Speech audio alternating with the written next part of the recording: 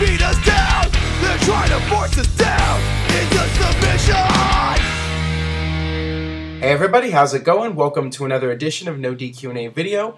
Before I begin, I wanted to mention the new opening theme song for NoDQ&A video. It is performed by my cousin-in-law Philip's band. They are a metalcore band known as Farouk, F-A-R-O-O-Q. You can check them out on Facebook at facebook.com/FaroukMosh.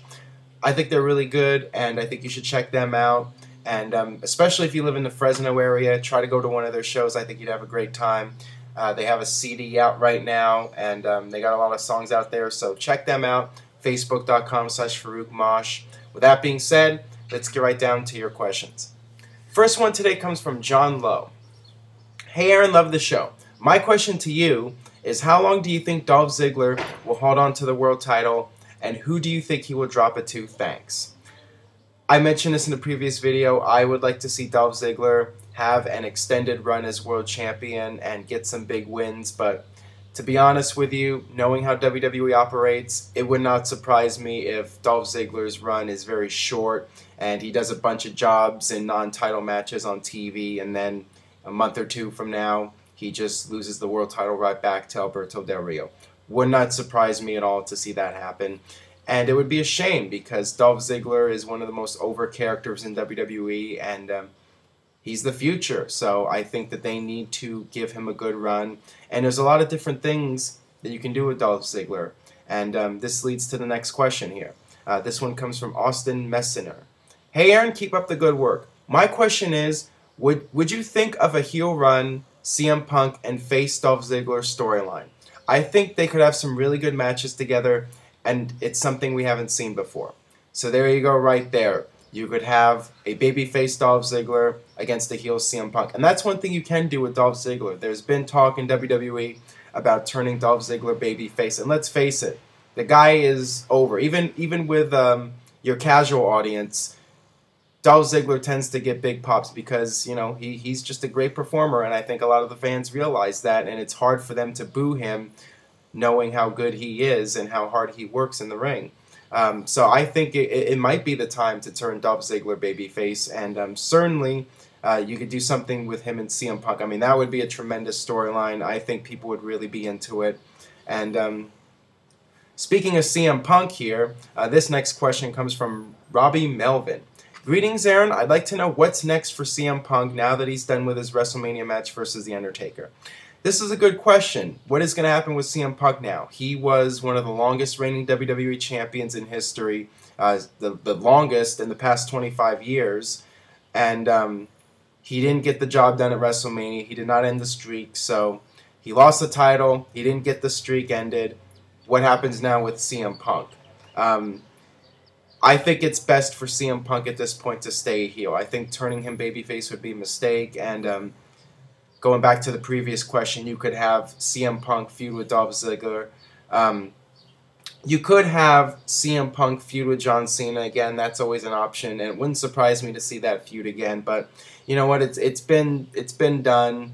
They've had several matches, and it might be best to go in a different direction with CM Punk. And feuding with Dolph Ziggler could be a good option because it would keep CM Punk in the title picture, but it would keep him away from John Cena. So that's one thing you can do, and there's another thing you can do with CM Punk. This leads to the next question here from Matt. Do you think we will ever see some interactions between Brock Lesnar and CM Punk in the near future? I would love to see them work together. Your thoughts? This is something that people have been talking about for a year now, especially since Paul Heyman is managing both guys. That's an easy storyline right there. You have this rift between, no pun intended, this rift between Brock Lesnar and CM Punk, and you know, Paul Heyman's in the middle, and what's going to happen here? I definitely think in this feud it might be best to keep CM Punk as a heel. I mean, Brock Lesnar would work well as a babyface, but I think CM Punk works best as a heel, and you know, have CM Punk. You know, Brock Lesnar has already had this heel run. He had the match with John Cena. He had the 2 matches with Triple H. If you're going to turn anybody face in this feud, I think Brock Lesnar would be the guy to turn face and have him go against the heel CM Punk. I think that would be a tremendous feud, and that's another thing you can do with CM Punk. in the next year. All right, this one comes from Chris Prez. Hi, Aaron. You say every title should be defended at WrestleManias, but then what would be the point of Night of Champions? Well, yeah, that's right. I mean, if you have all the titles defended at WrestleMania, then there's really no point in a Night of Champions pay-per-view. But I'm sure there's been plenty of pay-per-views where all the titles have been defended. I'm not a big fan of the Night of Champions concept in the first place. I'm not a fan of the themed pay-per-views. I think that they should drop Night of Champions, drop Hell in a Cell, and probably drop Money in the Bank, because WrestleMania has definitely been lacking, in my opinion, without the Money in the Bank match. That was always something cool to watch at WrestleMania, and you would be guaranteed a really good match. I just don't like the themed pay-per-views because you're just throwing together a stipulation match for no reason. Like with Hell in the Cell, you have a Hell in the Cell match, and there's no storyline reasoning for it other than the fact that it's just a themed pay-per-view, and you have to do a Hell in the Cell match. I think it's stupid. I think a Hell in a Cell match should take place when there's a good storyline reason behind it. And I definitely feel that all the titles should be defended at WrestleMania. It's the biggest show of the year, and all the titles should be represented at WrestleMania. Just my opinion, and if that means getting rid of Night of Champions, then so be it. Alright, this one, I'm not even going to try to pronounce your name. I think it's French. I apologize. I'm going to butcher it so bad. Mark, no, I'm not even going to try. With the dispute over, it's from Mark, with a Q, M-A-R-Q. With the dispute over, do you see Owen Hart going into the Hall of Fame? He deserves it, and I think it's overdue. Please answer in video. I certainly hope so. I think that Owen Hart deserves to be in the Hall of Fame. There's some people that feel maybe he shouldn't be in the Hall of Fame just because of the fact that he died. But I think Owen Hart had a tremendous career in WWE. He was certainly one of the top heels of the mid to late 90s. Him and Bret Hart had a great feud. Two of the best matches in WWE history. First the WrestleMania match, and then the SummerSlam match. And Owen Hart was just a very entertaining performer in WWE, great wrestler. And you know what? He did die, and I think that dying in the line of duty is something that should be recognized, and he should get recognition for the sacrifices that he made. And, you know, he went out there and did whatever they asked him to do. Owen Hart was a true professional, and just on that alone, I think that makes him a worthy candidate for the Hall of Fame. So he should be in. It's been overdue, and I'd love to see it at WrestleMania 30. Don't know if it's going to happen or not. Don't know all the details about the settlement between Martha Hart and WWE, but I'm hoping, like everybody else, that Owen Hart gets in sooner than later. Alright, this one comes from Scott Ward. Hey Aaron, did you like Jerry Lawler as a heel commentator? I think he's much better as a babyface. I really did enjoy Jerry Lawler back in the mid-90s as a heel. I thought that while he wasn't at the level of a Bobby Heenan, he was still very entertaining as a heel commentator.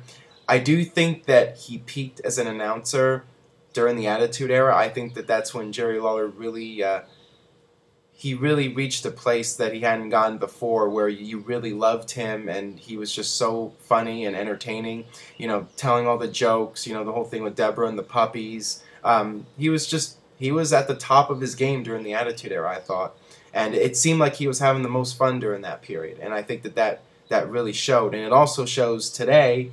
You know, ever since he had the heart attack, I mean, that can explain why he's not over enthusiastic about things, but even before the heart attack, it just never felt to me in recent years like he cared much about it. It seemed like it's been more like of a job to him, and I feel that it really has hurt the quality of his commentary work in recent years. He just hasn't had that enthusiasm that he had during the Attitude Era.